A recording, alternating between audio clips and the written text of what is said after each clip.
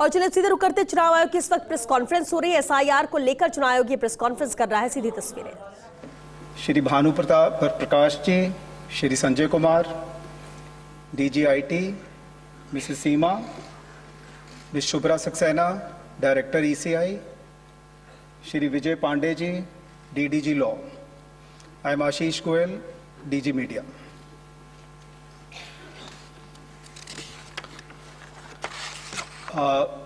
As always, the format of our PC would be, we'll start with the address by the Honorable Chief Election Commissioner, which will be followed by a presentation, that will be followed by a question answer session.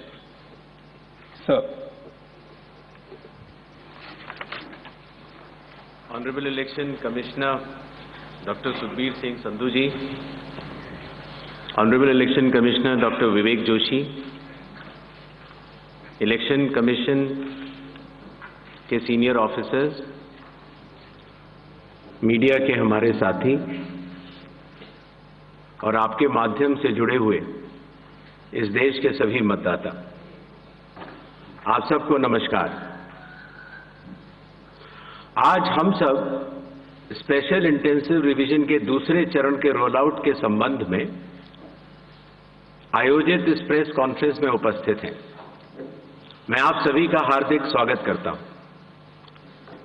सबसे पहले मैं लोक आस्था और सूर्य उपासना के महापर्व छठ पूजा के इस पावन अवसर पर बिहार के सभी मतदाताओं को हार्दिक शुभकामनाएं देता हूं।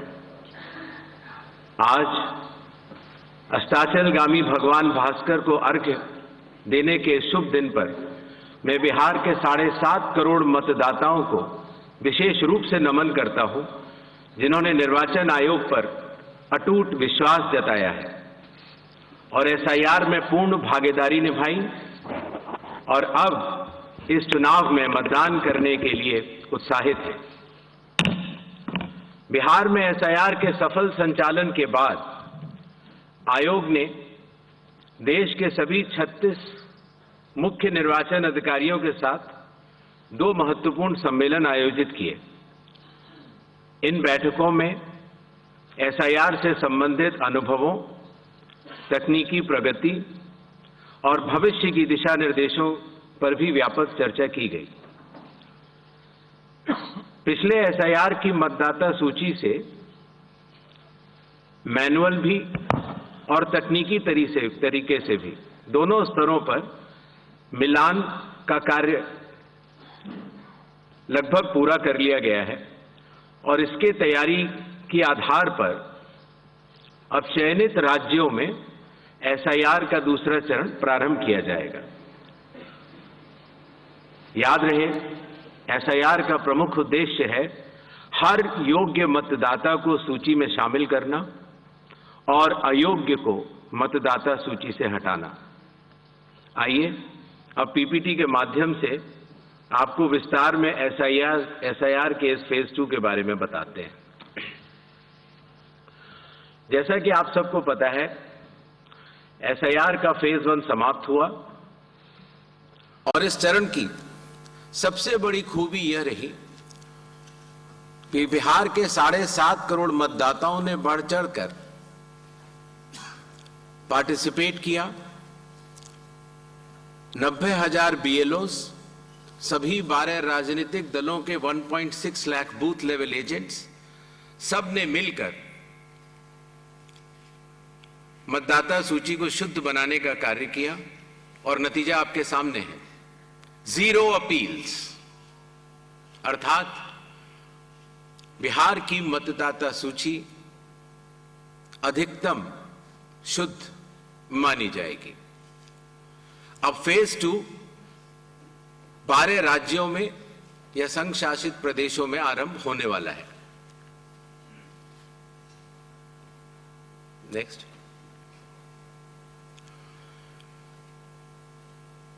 किसी भी मतदाता के लिए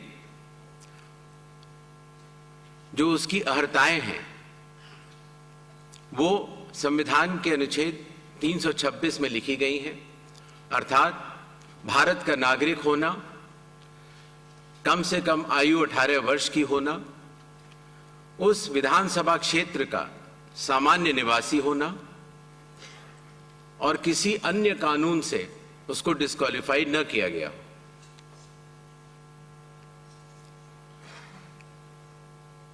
एसआईआर की आवश्यकता के बारे में काफी चर्चा हो चुकी है, लेकिन फिर भी चुनाव आयोग एक बार आपको बताना चाहेगा कि चुनावी कानून के तहत हर चुनाव से पहले इलेक्टोरल रोल का रिवीजन आवश्यक है, और या जब भी चुनाव आयोग आवश्यकता अनुसार निर्धारित करे। विगत कुछ दशकों से लगभग हर राजनीतिक पार्टी ने मतदाता सूची के शुद्ध न होने के ऊपर चुनाव आयोग को लगातार शिकायतें दी हैं। पहले सन 1951 से लेकर 2004 तक लगभग 8 बार स्पेशल इंटेंसिव रिवीजन इस देश में चुनाव आयोग ने कराया है, और आखिरी इंटेंसिव रिवीजन लगभग 21 साल पहले 2002 से लेकर 2004 की मियाद में पूरा किया गया था। इस लंबे दौर में, 2 दशकों से भी अधिक लंबे दौर में, मतदाता सूची में कई परिवर्तन आवश्यक हो जाते हैं, जैसे कि भारत की विकास गाथा के साथ साथ लोगों का माइग्रेशन के साथ साथ कई बार उनका वोट पुरानी जगह भी बना रह जाता है और नई जगह भी बन जाता है, अर्थात एक से जगह ज्यादा रजिस्टर होने वाले वोटर्स। कई बार किसी की डेथ होने के बाद भी उसका नाम न हटाया जाना, या गलती से किसी भी विदेशी नागरिक का नाम मतदाता सूची में आ जाना। इन चारों कारणों की वजह से चुनाव आयोग ने निर्णय लिया कि पूरे देश में चरणबद्ध तरीके से एसआईआर कराया जाए, और इसकी पहली कड़ी बिहार आपके सामने समाप्त भी हो चुकी है, और बड़े सफलतापूर्वक लोगों ने चुनाव आयोग पर विश्वास भी जताया है। एसआईआर करते समय एक बहुत बड़ी संख्या में चुनावी कर्मी चुनाव आयोग के साथ कंधे से कंधा मिलाकर काम करते हैं। आपको पता होगा कि लगभग हर 1000 वोटर के ऊपर एक पोलिंग स्टेशन औसत तौर पर हो जाता है। हर पोलिंग स्टेशन पर एक सरकारी कर्मचारी बूथ लेवल ऑफिसर के तौर पर कार्य करता है।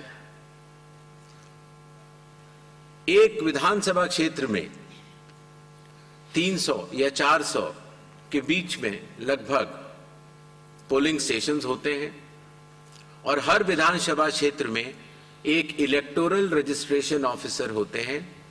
वो भी सरकारी कर्मचारी होते हैं और एसडीएम के स्तर के होते हैं, और उनके अंडर में ये सारे बीएलओस कार्य करते हैं।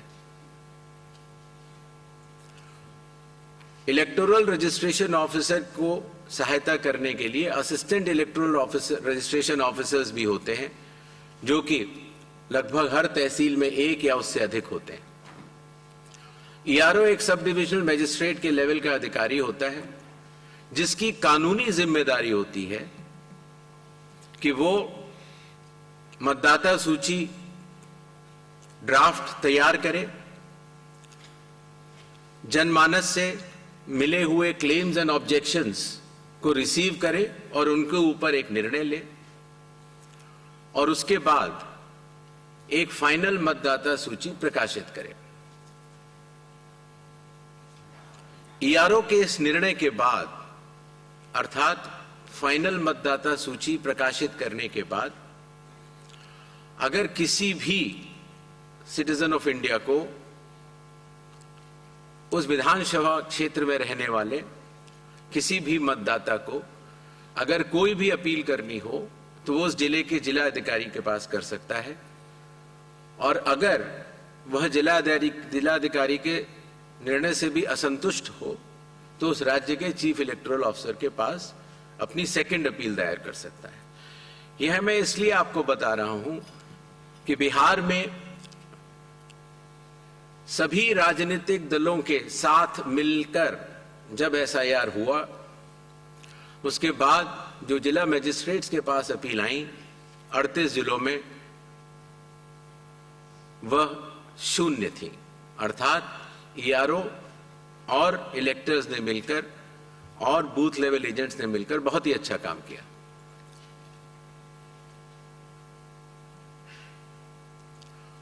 एसआईआर के समय ईआरओज और एईआरओज मिलकर सबसे पहला जो काम करेंगे वो इन्यूमरेशन फॉर्म्स को प्रिंट करेंगे।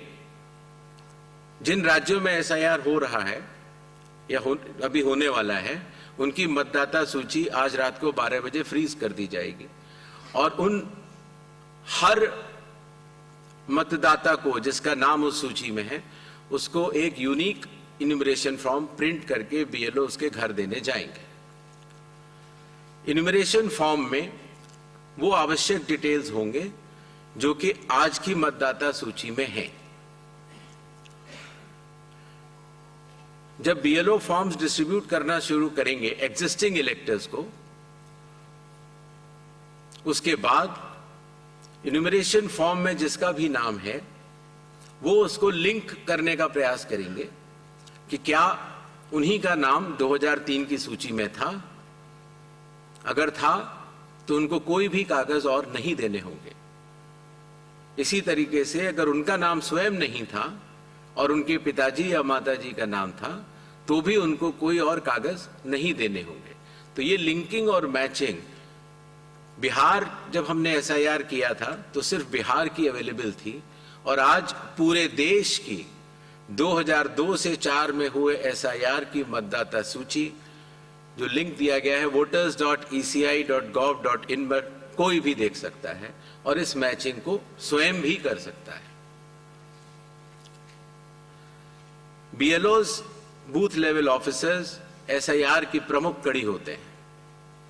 जब वो घर जाते हैं तो कई बार ऐसा भी हो सकता है कि किसी और व्यक्ति की उम्र उस घर में 18 साल के ऊपर की हो गई हो, तो हाथ की हाथ उसी समय वो उनका फॉर्म 6 भी भरवा लेंगे और डिक्लेरेशन भी ले लेंगे और उसकी मैचिंग और लिंकिंग भी पुराने एसआईआर से कर लेंगे।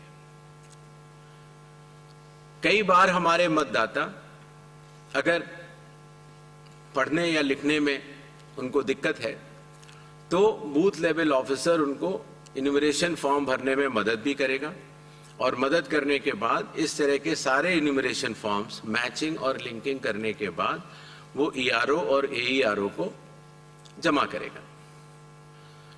कई बार एक बार जब बूथ लेवल ऑफिसर घर जाता है तो या तो कुछ मतदाता अवेलेबल नहीं होते या कहीं गए होते हैं और या उनको मैचिंग या लिंकिंग करने में कोई समय लग रहा हो, तो ऐसे केस में बूथ लेवल ऑफिसर्स दूसरी बार भी जाएंगे और तीसरी बार भी जाएंगे। 3 बार हर बीएलओ हर घर जाएगा। जो प्रवासी लोगों की समस्या को हटाने के लिए जो राज्य से कुछ समय के लिए बाहर गए हुए हैं लेकिन वहीं के सामान्यतः रहने वाले हैं, वो ऑनलाइन भी भर सकते हैं और खास तौर से कई बार अर्बन वोटर्स को, क्योंकि उनके दिन के समय ही ऑफिस आवर्स रहते हैं, तो वो भी ऑनलाइन भर सकते हैं। बूथ लेवल ऑफिसर का यह भी कार्य होगा कि जब वो इन्यूमरेशन फॉर्म देता है तो इन्यूमरेशन फॉर्म दस्तखत करके मतदाता को वापस भी करना होता है। तो अगर मतदाता की मृत्यु हो चुकी हो या वो स्थायी रूप से प्रवास कर चुका हो या वो एक से जगह ज्यादा रजिस्टर हो गया हो तो वो उस जगह दस्तखत नहीं कर पाएगा और ऐसे लोगों की शिनाख्त करना भी बीएलओ की जिम्मेदारी है। एक बात मैं फिर कहना चाहता हूं कि जो मतगणना, वो इन्यूमरेशन फॉर्म की जो फेज होगी उसमें किसी भी व्यक्ति से किसी और कागज की आवश्यकता नहीं होगी, बस उन्हें अपनी मैचिंग या लिंकिंग दिखानी होगी कि 2003 में किसके साथ है। नेक्स्ट। सारे फॉर्म्स मिलने के बाद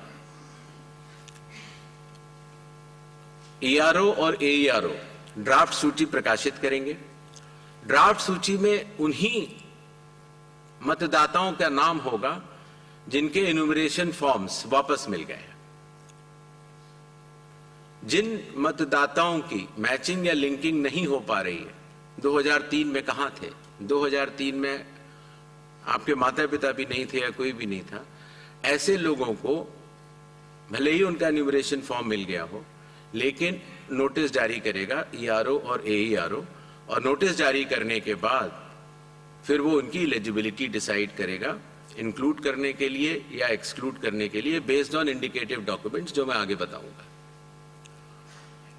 ईआरओ और एईआरओ की यह जिम्मेदारी होगी कि कोई भी योग्य मतदाता छूटे ना और कोई भी अयोग्य मतदाता सूची में अंदर ना आ पाए।